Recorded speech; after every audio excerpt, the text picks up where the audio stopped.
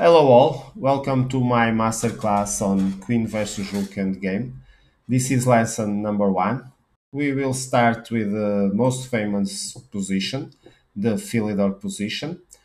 The Philidor position, it's the final position where the attacking pieces can break the defense and capture the enemy rook and then give checkmate.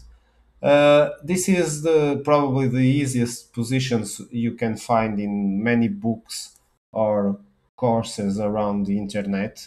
Uh, but of course, it's the most important, and we should start with it, covering every aspect, every technique, so we can master it. The other positions that we will learn are positions that will be worked to reach near the end position until we reach more or less this one. Not always we will need to reach here, but it will be very common to get positions that will reach the Philidor position. So, first things, how is the position characterized? We have our king 2 squares away from the corner, and then our queen cuts the enemy pieces in a triangle on the same corner. The enemy pieces will be the rook 1 square away from our king on the diagonal, and the king already cornered and on the border of the board. So, first thing is here we want black to play, but it's white to play, so we need to change it for black. How we do it? We will use the triangulation. We will give a check, and then if the king moves to a6, we have a checkmate. So the king needs to go back, for example, here. Then we triangulate for the corner for h8, giving another check. Now, if the rook protects the king, can't do because we will give a checkmate in a1, so this is not possible for black unless they want to lose faster. So the king needs to go back.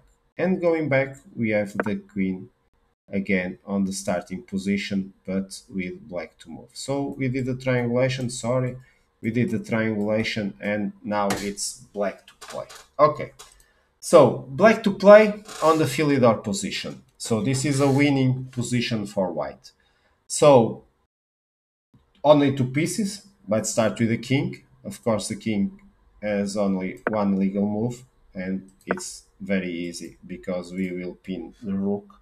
And next move, we will take the rook, and then it's going to be easy to give one of the most simplest checkmate endings with king and queen versus king. So, going back to the Philidor position, the rook needs to move. So, first thing, it's always important to realize that this is one of the hardest endgames, and we can reach it from rook against rook and pawn against rook endgame. For example, we can sacrifice our rook to promote the queen, and then we have a queen versus rook endgame. So we really need to understand how to deal with this kind of endgames. And the first purpose is to get the rook away from its king. The moment it's now because the king can't move, as we have seen, so the rook needs to move.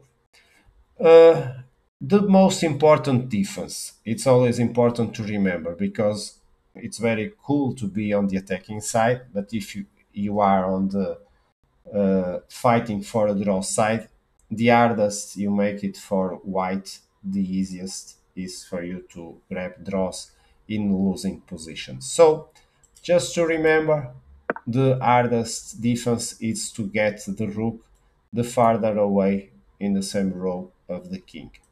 But we will reach it, and I will explain how to break this one also later on. So the first thing we notice is the rook can't really move to many places. There's one square here, here, and here we have the white pieces controlling, so not possible for the rook, so it needs to go farther. So basically, we need to cover all this that remains.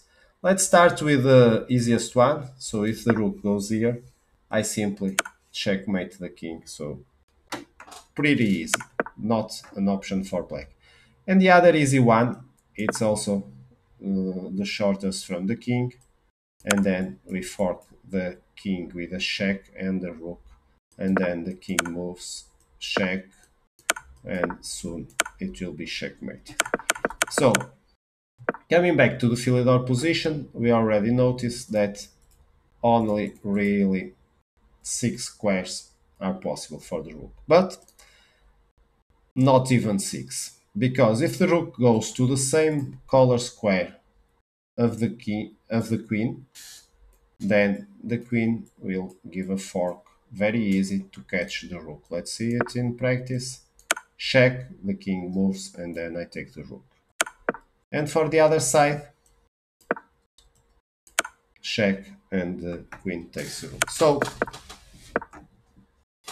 end of the chapter, we are reaching that the only place that the rook should run away is for the white square. So remember this, if you are on defensive side, always go for a square on the opposite side, on the opposite color of the queen.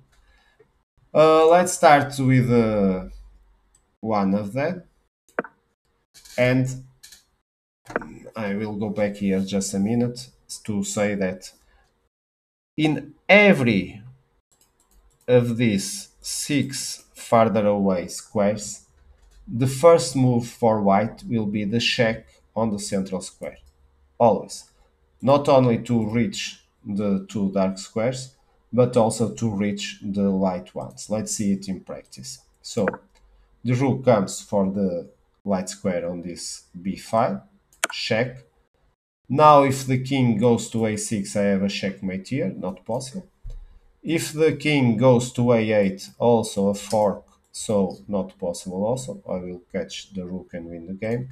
So the king needs to move back to b8. And now we need to stay in the same file, check. And then if the king goes to c8, we have a checkmate here also. And if it goes to the a file again, we will catch the rook with another fork. Let's see it in action. Check, and then if the kings move, check, and we get the. So this is covered. Let's move on to another light square. Now the farther away on this side. Again, the first move always the central check. Again, here checkmate on a4, not possible, so the king needs to go back. Check on the h8 file, h8 square. The rook can't protect because otherwise I will checkmate in a1. So the king needs to move back, and when it moves back, I will check it and fork the rook, winning the rook and then the game.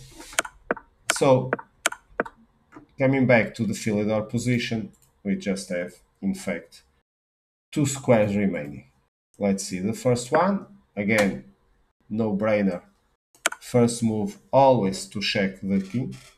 And now, if the king goes to a6, again, checkmate. And so the king needs to go back. And when he goes back, I have to catch the rook. So how will I do it? Check. The king just have 1 square. If the rook protects again, I have a checkmate in h8, so not possible. So the rook moves, and then I give another check. So the king moves back, I will check with a fork. So if it moves back, it's a fork and I get the rook. So not possible for black. So the king basically going here, I have the fork. So the king basically can't go anywhere else because here I will checkmate it. So again, this is covered. And finally, the best defense for black, it's going to the farther away on the same row or file that king is, but again I start with the same central check. Now the king will move, and here I will give check again, where the king moves here, checkmate over there, so the king needs to go back to the same a file, and then I came back to the corner, check, the king needs to go back, and then check, forking the king and the rook, and winning the game. So, Philidor position, let's see here, in resume. Let's remember, first situation, triangulation. So we can have the king on the black side to move, triangulation. If the rook goes to a near corner, we will find a fork, and on the last 6 farther away squares, we always start with a check and catch the rook. So I hope you have enjoyed, and this is the first position. You can practice it. I recommend you practice until you master it, and then we'll find you in another lessons. So enjoy and see you again in the lesson number 2.